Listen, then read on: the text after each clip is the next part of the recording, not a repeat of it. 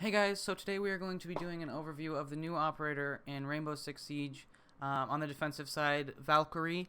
I also have an overview out on Blackbeard, which is the offensive side operator for the new DLC, which will be linked in the description, but don't really have much to say other than that, so without further ado, let's get into the overview. Okay, so Valkyrie's first weapon is the MPX, and my god is this thing good. With a fire rate of 970 and a damage of 32, this thing is going to absolutely shred your enemies.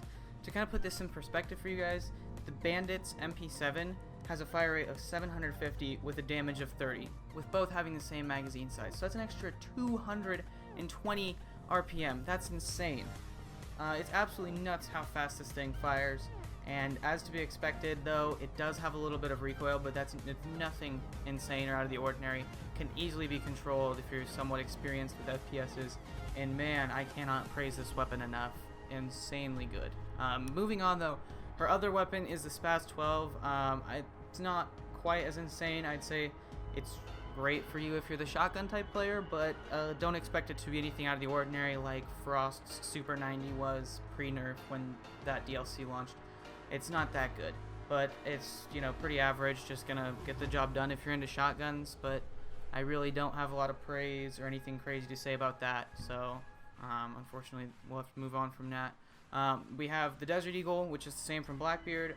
Very powerful, incredibly good weapon if you can tame the insane recoil, but it can get you into some rather sticky situations if you're not paying attention to your ammo capacity, because it does only have a magazine of 7, so something to keep in mind while using it, but I'd say it's probably one of the best pistols in the game right now. Lastly, we have the gadgets, which I think I speak for everyone when I say that the Nitro Cell will be a no-brainer. There's really no reason to pick the deployable shield over it. It's just flat out better, so I don't think there's really much else to say about that. And then lastly, we have Valkyrie's special gadget, which is the deployable or stickable cameras, whatever you like to call them.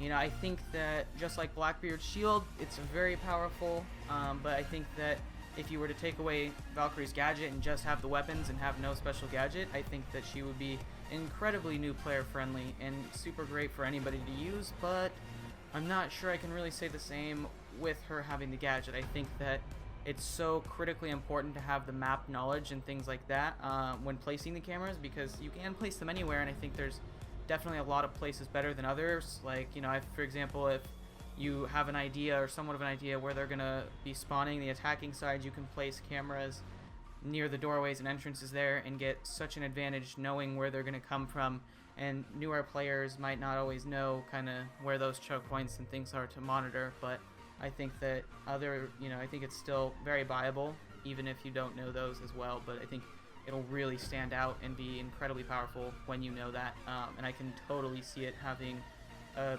huge effect on the competitive side for, I think it was ESL and things like that. I think that it's going to be invaluable in there, especially with a bunch of different tactics and things like that. But other than that, I think overall she's a very solid operator, and you can definitely not go wrong at all by picking her, new or experienced player. Either way, super great. I will also be including some in-game footage of the mentioned weapons, so if you're interested in that, stick around. But otherwise, have a good one, guys, and thank you for watching.